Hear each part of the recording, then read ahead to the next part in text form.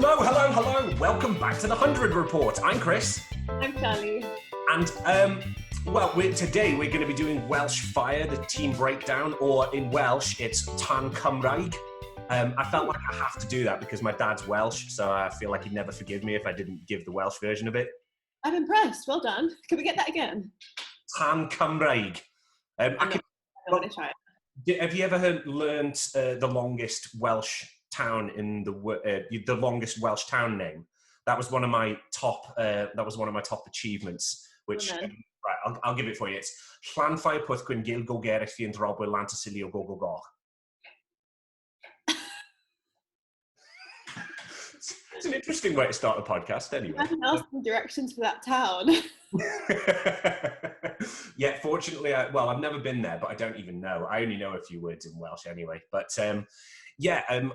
probably a lot of the squad don't really know much Welsh because as we're going to get into, certainly with the men's team, there are a lot of people all over. And as we know, there's a lot of catchments from other counties. So each franchise usually is a catchment area for a specific area. Welsh Fire is the one that I guess has courted the most sort of, I don't want to say controversy, but, chunnering is probably the best way of saying it. Yeah, I think they were quite sort of bold in their decision to name it the Welsh Fire, purely because most of the players are coming from Somerset. I don't know if there are actually any Welsh-born players on the team. And, just to sort of get the commitment from the supporters, I think it's a bold move calling it the Welsh Fire, so hopefully it works out. Yeah, I hope so. Yeah, I think there's a lot of talk about it. Maybe it should have been called Western Fire or something like that. But anyway, we're getting into semantics now. How about we'll run through who's out and who's in first. So obviously, as we know, based on largely the Manchester originals, the Colpack system has ended. So a lot of overseas players who are playing as domestic players can now no longer do that. Obviously, Manchester originals were hit quite hard with that. But what flew under the radar was actually Welsh Fire were too. They had at least 3 Colpacks and 4 or 5, depending on how you look at it. But they obviously lost 2 of their big overseas players as well. Steve Smith and Mitchell Stark left from the squad last year. Danny Briggs was released from the squad, but he was picked up by the Southern Brave.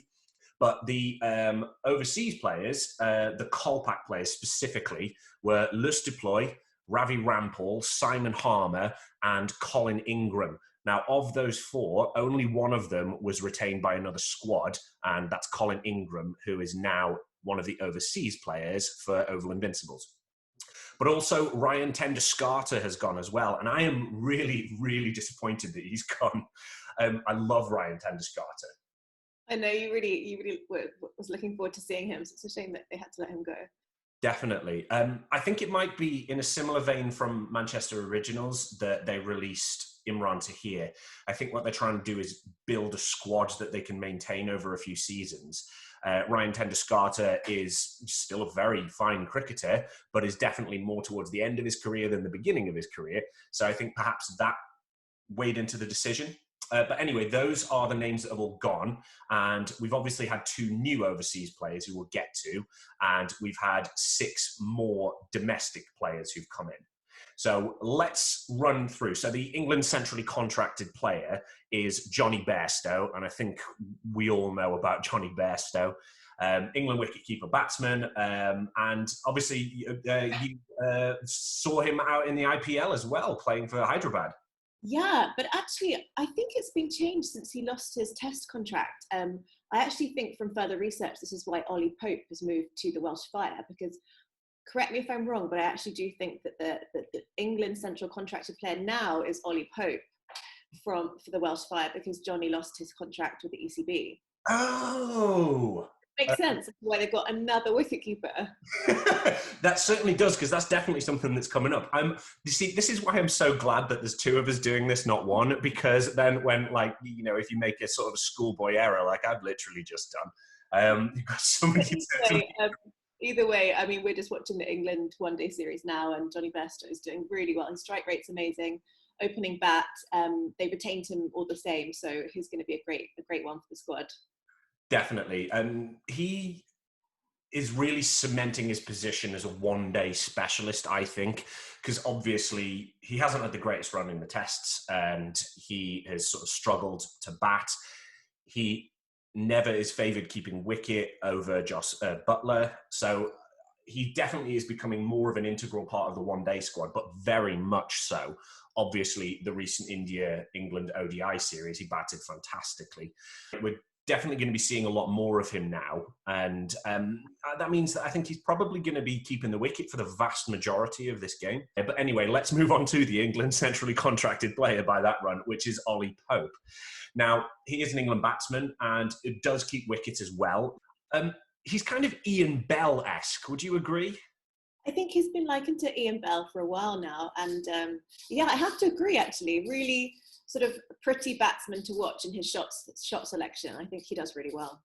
There's a lot to be said for pretty batsmen, isn't there? Because as much as I love Alistair Cook, he was never a particularly aesthetic batsman. It wasn't easy on the eye. No, it didn't matter because he was obviously one of the greatest batsmen that not just England, but cricket has ever produced. But just watching Ian Bell's cover drives, even watching Ollie Pope's cover drives, his back foot cuts, it's very good. But I think he's probably going to occupy the anchor batsman role, you know, that first drop, number 3, Joe Root-ish type of position in Welsh Fire. But great acquisition, and obviously we've had a little bit of a change-up of the England contracts, so that's Ollie Pope. Let's go to the 3 overseas players. So let's go first to the 1 overseas player that they did retain, which was Qais Ahmad, the young Afghan leg spinner. He's played in almost every franchise in the world, except for the IPL. Oh, interesting. Yeah, he was even attached to the Euro T20 Slam. I didn't even know that was a thing, and that sounds, that sounds worthwhile. Did they go through that? Or? No, it got pulled, which was quite a shame. It was shaping up to be quite an interesting contest. I don't know if you remember the last time we went through the squad breakdown. He also has a funny quirk of doing backflips whenever he takes a wicket. Yes, I remember you saying. Okay, well, I can't wait to see that in action.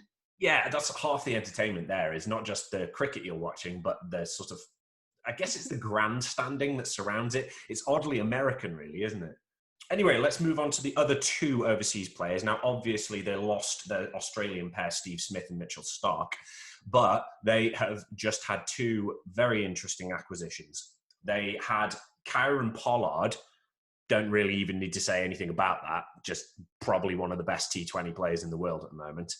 And Jai Richardson, an Australian fast bowler. Now, do you know much about Jai Richardson? I don't actually know. Well, he is a sort of a new acquisition, and I think they were interested in him, and he got his selection based on his performance in last year's Big Bash, because he got the BKT Golden Arm Trophy.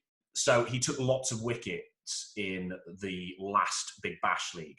Now, I think what this says is you're going to start seeing a pattern about players that have been acquired based on their current form, as in based on how well they played in the last domestic season that they had. But Jai Richardson's a great fast bowler. He's 5'10", so he's very much in that sort of Mark Wood skiddy pace bowler fashion, but very good acquisition, and especially based on his BBL last year. It's going to be great. First of all, I was thinking, it's a shame that they lost Steve Smith, because we know Steve Smith to be one of the best batsmen in the world. But actually, when you look at it, I think he thrives more in sort of test match conditions. So the fact that they've replaced him for Kieron Pollard, obviously it's not a like-for-like replacement as such, but it's all about the strike rate, as we know, it was such a limited balls. Kieron Pollard is up there, with Andre Russell, and I think they've done a good swap there.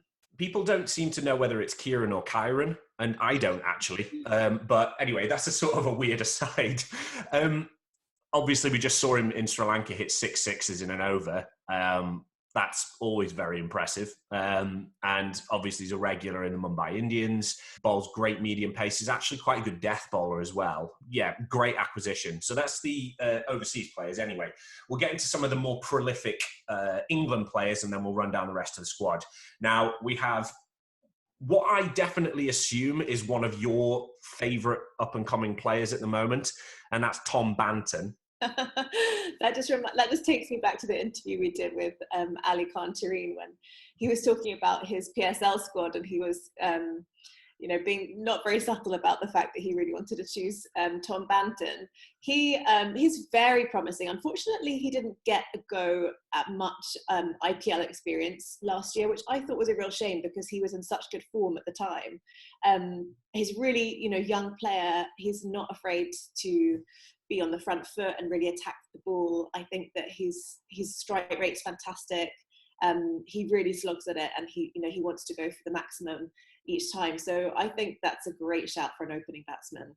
Yeah, he has to be, really. I mean, you look at his strike rates. In domestic T20s, his strike rate is 151, and in internationals, it's 143. So that says just how attacking a batsman he is. It's a shame. You could see he was getting his form back slightly when he was playing in the PSL, but then obviously he got COVID just before the PSL was postponed. I think he fell victim a little bit to people expecting a bit too much of him at the early stages of his career. But I think time will tell. He is a class batsman, great acquisition. So let's move on to Ben Duckett. So this is who I think is going to actually be keeping wicket when Johnny Bairstow isn't keeping wicket. He was around the England squad, and he specifically was around during that 2016 period where we saw the likes of players like Liam Dawson and Hasib Hamid. So he keeps wicket, and he actually even has one first-class wicket bowling off spin. Who was behind the stumps then when that happened? Do you know what? I don't know. Does any of our listeners know that? By the way, this is a perfect time to plug us. If you're not following us yet, please do. No, I'll stop that. Yeah, but his strike rate is 132, left-handed. So I think he'll be at the top of the order. He's a good shout to be up in the top three alongside Johnny Bairstow and Tom Banton. Right, let's move on to Liam Plunkett. I think anybody who watches England cricket knows Liam Plunkett. And if you're like me, you feel he got dealt a bit of a rubbish hand. I think he was a bit like David Willey for me. I went, why? Why has he been dropped? His middle orders in ODIs are like gold dust. And I reckon Moeen Ali has probably started to fill that role of just being economical, chipping away with a wicket. But Liam Plunkett, what a player. I know, and I feel like no one's really taken over those middle order spells like Liam Plunkett did. And he actually speaks about it quite openly. After the World Cup, he felt a little shut out, and the fact that he was kind of just not selected in the next team. I don't think the communication was very good between the ECB and Liam Plunkett. And at one stage, he was his wife lives over in America, and at one stage he was considering, I don't know if he's still considering it now, but going over to sign for an American team. You know, it's funny because obviously, as you know, both you and I in periods have lived over in America. And I used to play league cricket in Los Angeles, and I remember having a net session against one of the opening bowlers from the United States, and it was one of the most terrifying experiences of my entire life.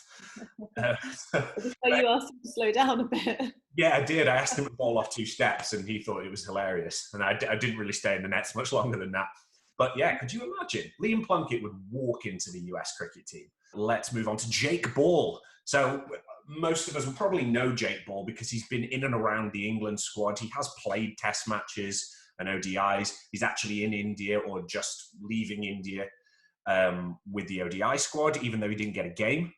He is often touted as one of England's faster bowlers. And again, he was one of those bowlers that was a really exciting prospect, did sort of burst onto the scene, and then sort of fell off a little bit. And I think he got a bit of his confidence knocked out of him during Australia.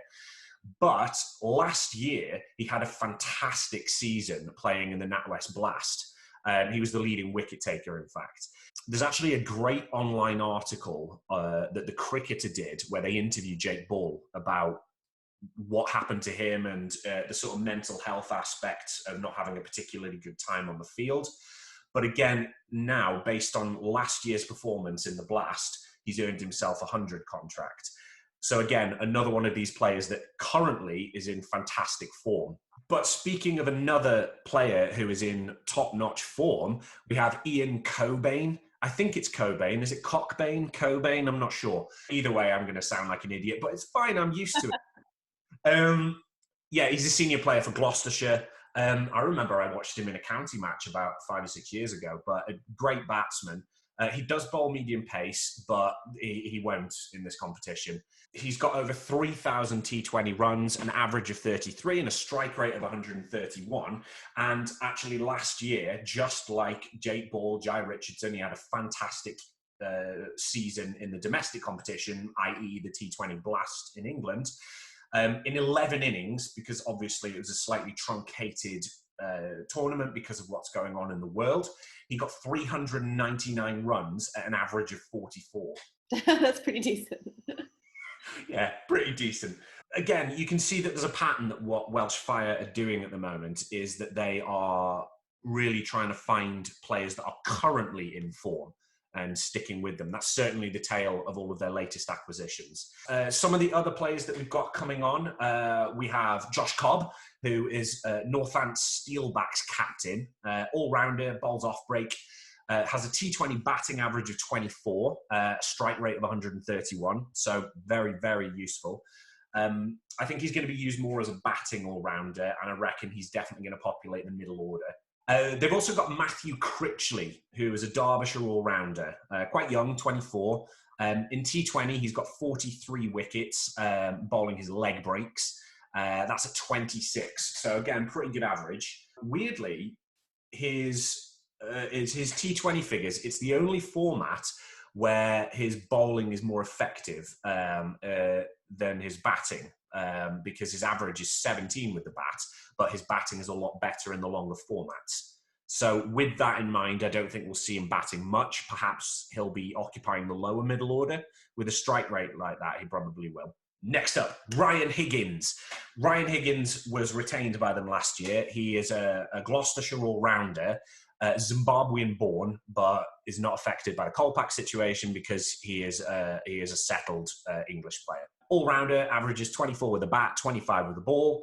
He's almost got 50 wickets in T20s, including a 5-for, that rare, elusive thing for T20 bowlers. He was very economical last year and regularly goes for less than 30 runs per match. So he's keeping it economical. And in terms of the way he plays, he reminds me a bit of Peter Siddle. He's got that sort of bustly action. He runs in, plays with his heart. David Payne, left arm fast medium. I think we're going to be seeing David Payne play largely because of that left arm angle, and it's something that they want to cover their bases. He's got an average of 22, 115 wickets in domestic T20s. Is another Gloucestershire signing. Like, perhaps they should have called it Gloucestershire Fire based on all of this. He is the player for county cricket fans, I reckon, because county cricket fans love Gloucestershire because it's one of those counties where they don't really have any big names, but they have a very solid squad of very dependable players. And obviously Welsh Fire are going to benefit from that given the domestic competition. David Lloyd. David Lloyd is our last player. Now, I know what you're thinking. It's not Bumble. Yeah, it's not Bumble. I wonder how often he gets called Bumble. Maybe that is his nickname as well. Yeah, it may be. Yeah, no relation. But he's an all-rounder for Glamorgan. He's a Glamorgan player. We have one. Scored over 1,000 runs for them. Strikes at 127. Bowls medium pace. And his medium pace goes at a fantastic average of 16. But he opens for Glamorgan in the T20 format. So I don't know, given the top order of Ben Duckett, Tom Banton, Johnny Bairstow, Kieran Pollard, Ollie Pope, I don't know if David Lloyd is going to get an opening spot. He might be a beneficiary if somebody's not performing that well. But it'd be hard to leave him out, given his home record, especially being the Glamorgan player. But anyway, that's everybody. That's everybody who's playing for Welsh Fire's men's squad. So they're looking pretty good. I think Gary Kirsten has done quite well. Yeah, I think Gary Kirsten would have, when he first realised that he can't use any Colpack players, would have had quite a nightmare because they had quite a few before, and it was looking like a really good all-round team before as well. So he had a lot of homework to do. Obviously, they only retained a couple of players for the whole squad, but I actually think that they've done really well. They've obviously really thought about it. Their new international choices are fantastic. and they've definitely got their fair share of wicket keepers in case. But they've got a great batting lineup as well, and bowling. So I think they're looking pretty good. Shall we do the Welsh Fire women's squad? I think we absolutely should. Stop the press. Before we carry on with this podcast any further, we had to jump in because we recorded this podcast before a major squad announcement came out. Sarah Taylor has come out of retirement and is joining the Welsh Fire. Absolutely amazing. I could not believe it. I remember, well, the 100 Twitter account kept dropping these little teaser videos, and they were talking about glove work and safe pair of hands and things like that. Immediately I went, Sarah Taylor. It's definitely Sarah Taylor. And I was so happy to see it. What an addition. She's fantastic. And she's only very recently retired, but it just shows how excited all of the domestic players are for the 100 to be such a success, that she wants to be a part of it. Yeah. I think what an acquisition for Welsh Fire's squad. Anyway, we wanted to throw that in really quickly because obviously it's pretty big news. So we'll put that in. Anyway, back to your regularly scheduled programming. Enjoy the rest of the podcast. Okay, great. Because I'm so excited mostly to talk about the international choices for the Welsh Fire. Definitely. Probably one of the biggest names in women cricket is Meg Lanning. Obviously, Australian captain, top order batsman, right-handed bat, and she is the youngest centurion, either men or women, in Australian history. To get that century, so that's pretty cool. Her stats are fantastic. Her CV looks amazing. She's had 82 one-day internationals, 107 T20 internationals. So her experience is insane. She's also the captain of the Melbourne Stars in the BBL, who did really well last season. Her average for T20 is 36, strike rate 115, and that includes 2 centuries in that. And she also broke the record for the fastest century by an Australian to get a century in 45 balls.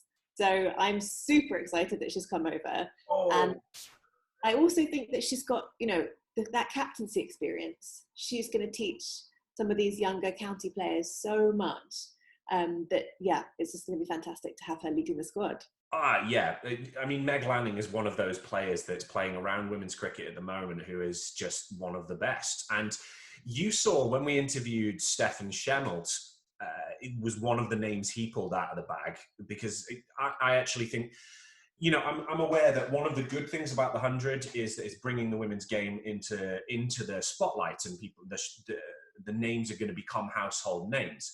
So if you're not familiar with women's cricket, Meg Lanning is one of those names that even if you're not familiar with women's cricket, and it's just based on the fact that she's one of the best women's cricketers that's been around ever.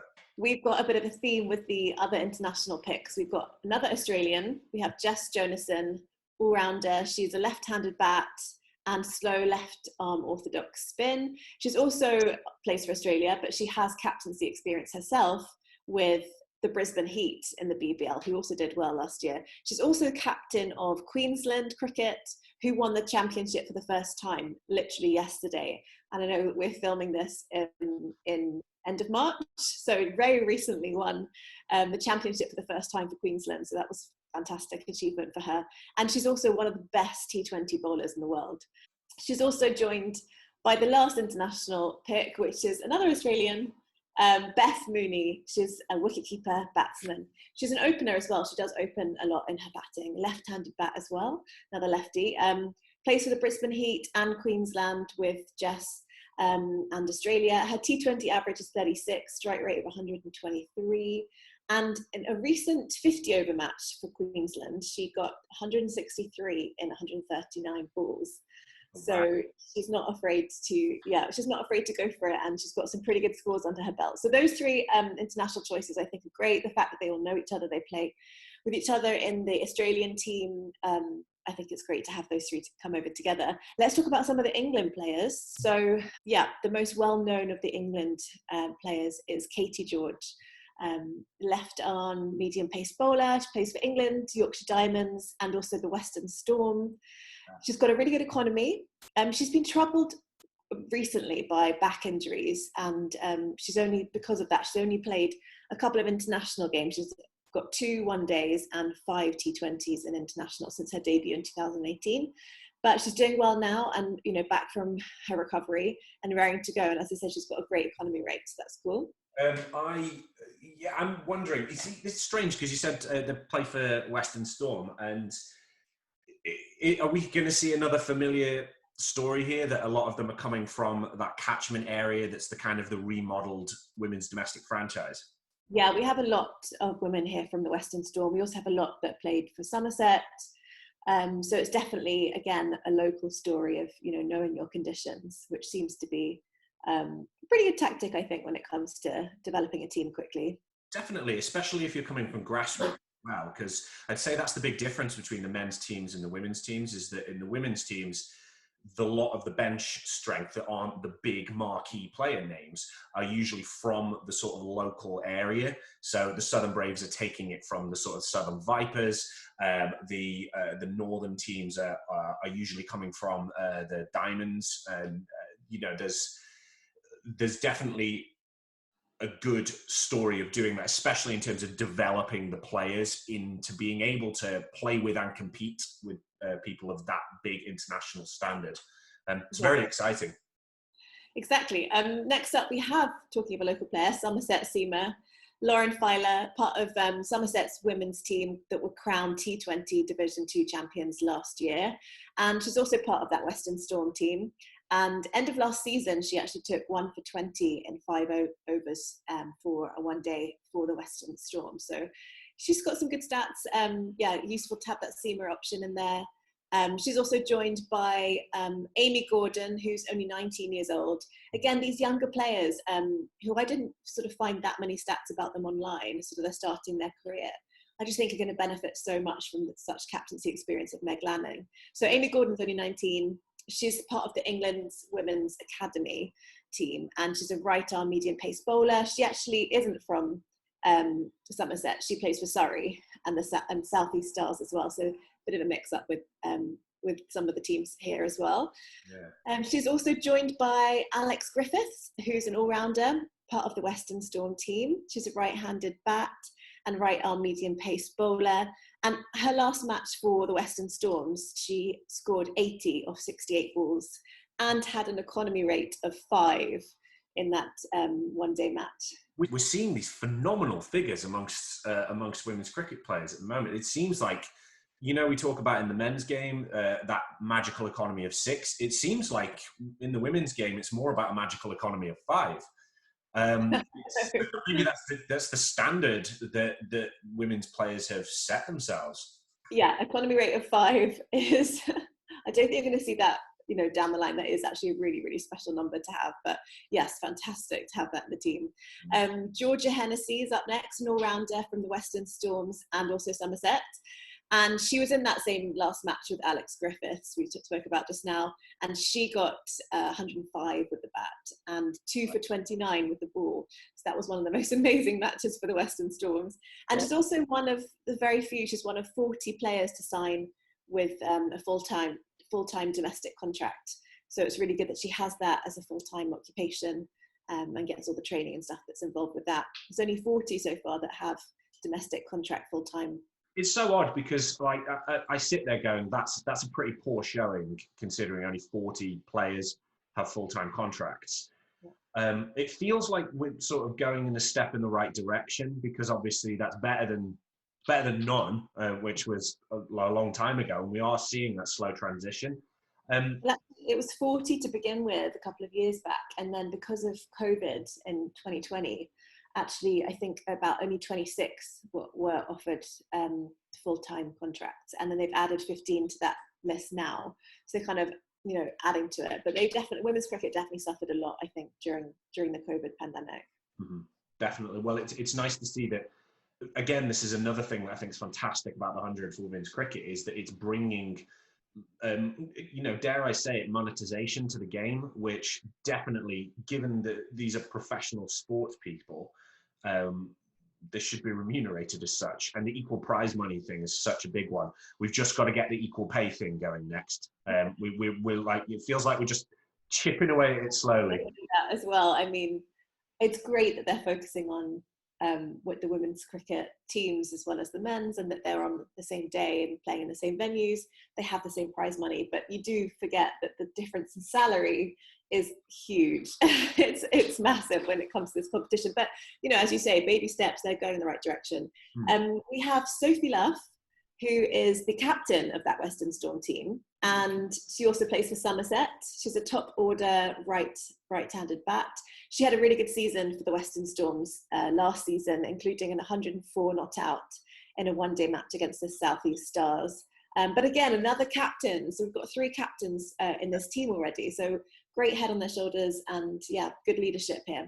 We have Bryony Smith, an all-rounder from Surrey, and South East Stars again, and also with England. She's an off-spin bowler, right-handed bat, and her last T20 match for Surrey Stars, she was only given 1 over to bowl, and she managed to get 2 for 8.